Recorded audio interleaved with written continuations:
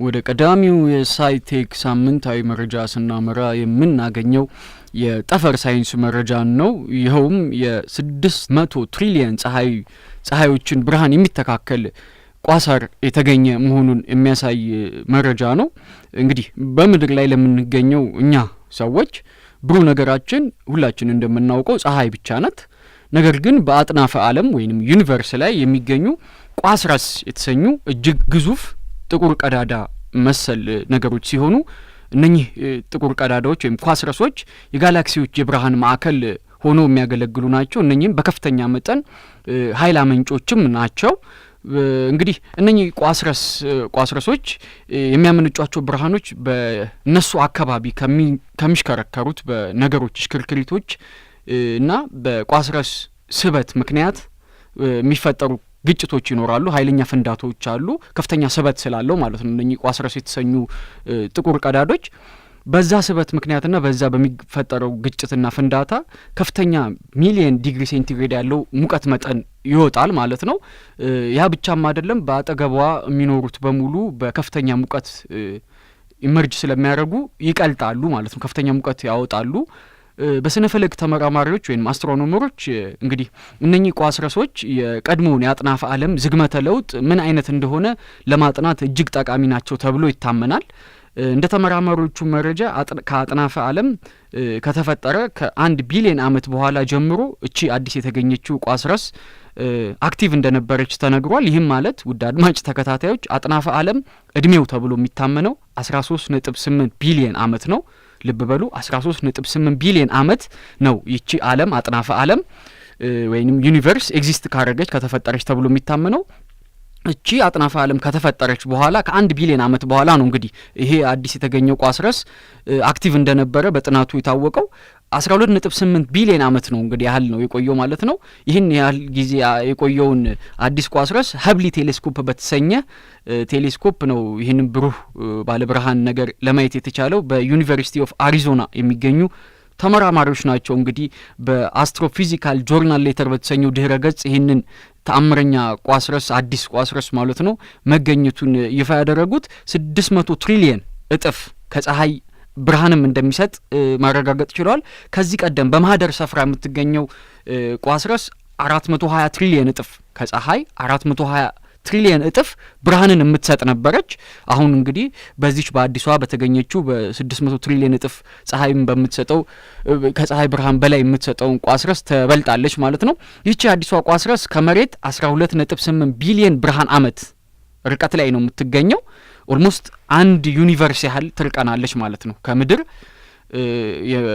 የአጠቃላይ የዩኒቨርስ ርቀት ተብሎ የሚታመነው 13.8 ቢሊየን ብርሃን ዓመት ነው ርቀቷ። ዩኒቨርስ አጥናፍ መጨረሻው የሚባለው እቺ ቋስረስ ደግሞ 12.8 ቢሊየን ብርሃን ዓመት ርቀት ላይ ነው ከምድር የምትገኘው። ኦልሞስት አንድ ዩኒቨርስ ያህል ርቀት አለን ማለት ነው ከዚህ ቋስረስ ጋር።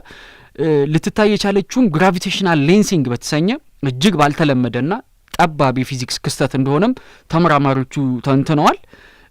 በዚህ ከፍተኛ የማጉላት ደረጃ ባይሆን ኖሮ እንግዲህ እቺን ቋስረስ ለማየት እጅግ ያዳግት ነበር። ምናልባትም እንደዚህ ከዚህ ቀደም ያልታዩ ከ10 እስከ 20 የሚሆኑ እስካሁን ያልታዩ የተለያዩ ነገሮች ሊኖሩ እንደሚችሉ ተመራማሪዎቹ ገምተዋል። ይኸውም እንግዲህ ይህንን ባህላዊ የቋስረስ የመፈለግ በሌንሶች ቋስረስ የመፈለግ ዘዴ እንዳረጀና በቢግ ዳታ አፕሮች መተካተም እንዳለበት በቢግ ዳታ አፕሮች በተሰሩ ዲቫይሶች መተካት እንዳለበት እነኚህ ተመራማሪዎች እንግዲህ እንደ አቅጣጫ ማስቀምጠዋል ማለት ነው። የመረጃችን ምንጭ የዩኒቨርሲቲ ኦፍ አሪዞና ህጋዊ ድህረ ገጽና አስትሮፊዚካል ጆርናል ሌተርስ የተሰኙት ድህረ ገጾች ናቸው። ውድ አድማጭ ተከታታዮቻችን በቀጣይነት የምናገኘው መረጃ ሁለተኛው መረጃችን ግዙፉን የቴክኖሎጂ ካምፓኒ ማይክሮሶፍት ያወጣው መረጃ ነው። እንግዲህ በያዝነው ሳምንት ማይክሮሶፍት የዊንዶውስ 7 አሰራር ሂደትን ሙሉ ለሙሉ ኦፕሬቲንግ ሲስተም ዊንዶውስ 7 ኦፕሬቲንግ ሲስተምን ከአንድ አመት ቆይታ በኋላ አገልግሎት መስጠት እንደሚያቆም ይፋ አድርጓል። እንግዲህ ሁላችን ያው አብዛኛው ኮምፒውተር ተጠቃሚ የትኛውን የኮምፒውተር አሰራር ሂደት ኦፕሬቲንግ ሲስተም ትመርጣለህ የዊንዶውስ ኦፕሬቲንግ ሲስተም ብለን ብንጠይቅ በእርግጠኝነት ኤክስፒ እጅግ በጣም በእርግጠኝነት ደግሞ ወይ ዊንዶውስ 7 ነው የሚለን ከሁለቱ አማራጮች በአንዱ ነው የሚሆነው። ምክንያቱም በጣም ጥሩ ተጠቃሚዎች የነበሩት ኤክስፒ እና ዊንዶውስ 7 ስለሆነ ማይክሮሶፍት ላይ ለረጅም ጊዜም የቆዩ የማይክሮሶፍት አሰራር ሂደቶች ስለሆኑ ማለት ኤክስፒ ኦልሬዲ በማይክሮሶፍት አገልግሎት እርዳታም ሆነ አፕዴት ወይንም ማዘመን መስጠት ከቆመ እጅግ ቆይቷል። 1-2-3 አመት ይሆነዋል በእርግጠኝነት። የዊንዶውስ 7ን ግን እርዳታዎችን ማድረግ ማይክሮሶፍት አቁሟል። በእርግጥ ማለት አፕዴቶችን ሬጉላርሊ ዋና አፕዴቶችን ዋና ማዘመኛዎችን አያወጣም። በአሁን ሰዓት እያወጣ ያለው የሴኩሪቲ አፕዴት ወይንም የደህንነት ማዘመኛዎችን ነው። እነሱም ያው አፕዴቶቹ እየወጡ ያሉት የማይክሮሶፍት ለደንበኞቹ ደህንነት እንደሚጨነቅ የሚያሳይ ነው። ከዚህ በዘለለ ለ9 አመት ዊንዶውስ 7 9 አመታት ያህል የቆየ የዊንዶውስ ኦፕሬቲንግ ሲስተም ነው። በግራፊክስ አጠቃቀሙም በደህንነት በሴኩሪቲም ሌቭል ጥሩ የሚባል እጅግ ብዙዎቻችን ወደነው ስንጠቀምበት የነበረው የአሰራር ሂደት ነው። ነገር ግን ማይክሮሶፍት አሁን አረጀ በቃ 9 አመት ያህል ተጠቅመንበታል፣ ስለዚህ ሁላችን ወደ ዊንዶውስ 10 ሮል አውት ማድረግ አለብን መቀየር አለብን የሚል አቅጣጫ ነው እንግዲህ የያዘው። ስለሆነም ጃንዋሪ 14 2020 ጀምሮ የዊንዶውስ 7 አገልግሎት ሙሉ ለሙሉ ማይክሮሶፍት አሁን እየሰጠ ያለውንም የሴኩሪቲ ማዘመን ወይም የደህንነት ማዘመኑን ጨምሮ ሙሉ ለሙሉ አገልግሎት መስጠት እንደሚያቆምና የዊንዶውስ 7ን ከዛ በኋላ የሚጠቀሙ ተጠቃሚዎች እንግዲህ ለሚደርስባቸው የደህንነትም ችግር ሆነ የሶፍትዌር ኮምፓቲቢሊቲ ችግር ራሳቸውን እንደሚጠይቁ ነው ይፋ ያደረጋል። ስለዚህም ከዚህ ቀደም ብለን በተሰጠው 1 አመት እስከ ጃንዋሪ የሚቀጥለው አመት ፈረንጆች ጃንዋሪ 14 2020 ድረስ ማለት ነው ወደ ዊንዶውስ 10 እንድንሻገር የጥሞና ጊዜም እንደሆነ ነው ማይክሮሶፍት እየተናገረ ያለው በህጋዊ ድህረ ገጹ ላይ። እንግዲህ አጠቃላይ ከዛሬ የማይክሮሶፍት ኦፕሬቲንግ ሲስተም አሁን ላይ ባለው መረጃዎች ስታቲስቲካል መረጃዎች መሰረት አጠቃላይ የማይክሮሶፍት ኦፕሬቲንግ ሲስተም ተጠቃሚዎች የዊንዶውስ 7 ቁጥር 35.63%ን ይሸፍናል። አጠቃላይ የዊንዶውስ 7 ተጠቃሚዎች አዲሱን ደግሞ የዊንዶውስ 10 ኦፕሬቲንግ ሲስተም 52.26% ተጠቃሚዎች እንዳሉት ተነግሯል። እንግዲህ የሚቀረውን 12.11%ን ደግሞ የዊንዶውስ ሰርቨርና የዊንዶውስ 8 ተጠቃሚዎች ድርሻ እንደሚይዙ ነው የታወቀው። እንግዲህ ልብ ማለት የሚገባን እዚህ ጋር ዊንዶውስ 10ን እንድንጠቀም ሪኮመንድ አላደረገንም ማይክሮሶፍት። ምክንያቱም ዊንዶውስ 10ን ነው እንድንጠቀም ሪኮመንድ እያደረገን ያለው። ዊንዶውስ 8ን ግን ከዊንዶውስ 7 ወደ 10 ነው ትራንስፈር እንድናደርግ እየተጠየቅን ያለ ነው።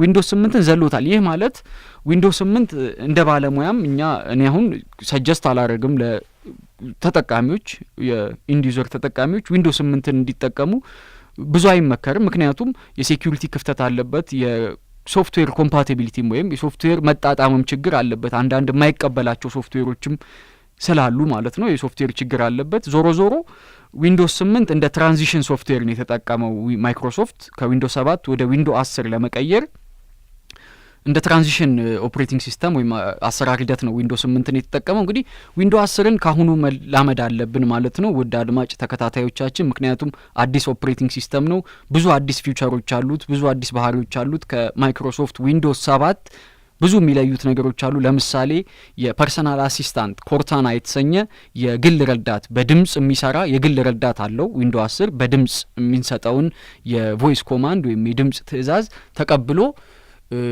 ፍላጎታችንን የሚያከናውን ኮርታና የተሰኘች ፐርሰናል አሲስታንት አለችው። ይህ ዊንዶውስ ማይክሮሶፍት 7 ላይ አልነበረም፣ ዊንዶውስ 7 ላይ አልነበረም። ከዛም በዘለለ ፊውቸሮቹም የግራፊክስ ፊውቸሮቹም በጣም አድቫንስድ ናቸው። ሬጉላርሊም ኢንተርኔት ይፈልጋል፣ በየጊዜው የኢንተርኔት ኮኔክሽን ይፈልጋል የተለያዩ ነገሮችን አፕዴት ስለሚያደርግ ማለት ነው። ስለዚህ ውድ አድማጭ ተከታታዮቻችን አሁን ጊዜው ዊንዶው 10 ነውና ዊንዶው 10ን የምንጠቀምበት ጊዜ ቀርቧል ማለት ነው። በቀጣይነት የምናገኘው መረጃ ወደ ቻይና ይሄዳል። የቻይና ጨረቃ ላይ ጥጥ ማብቀል መቻሏን የሚነግረን መረጃ ነው። ቻይና ጨረቃ ላይ ለመጀመሪያ ጊዜ የጥጥ ዘር በመዝራት በህዋ ላይ እጽዋትን የማብቀል የተሳካ ሙከራ ያደረገች የመጀመሪያው ሀገር መሆኗን ለመሆን ችላለች።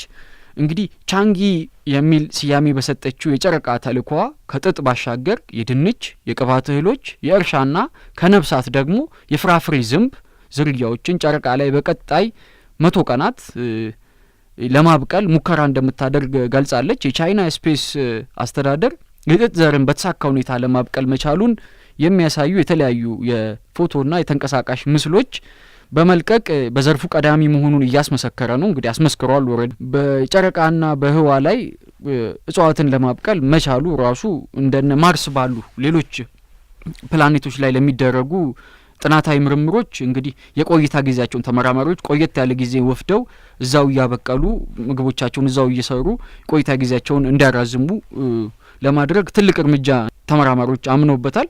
ወደ ጨረቃ የተላኩት የእጽዋት ዘሮች እና ነፍሳት እንግዲህ እንቁላላቸውን ለማብቀል እንዲያመች በሙቀት የተመጠነ ሙቀት በተዘጋጀላቸው በብልቃጦች ውስጥ ነው ወደ ጨረቃ የተላኩት ማለት ነው። ምክንያቱም ከፍተኛ ሙቀት በጨረቃ ላይ ሊኖር ስለሚችል ያንን ሙቀት የሚይዝላቸው በብልቃጥ ነው ማለት ነው። ከምድር ወደ ጨረቃ የተላኩት ሙቀታቸውን ጠብቀው እድገታቸውን እንዲያከናውኑ ማለት ነው። የመረጃው ምንጭ የኢትዮጵያን ብሮድካስት ኮርፖሬት ዴይሊ ሜልን በዋቢ በማድረግ ነው ማለት ነው ይህን መረጃ የሰጠን።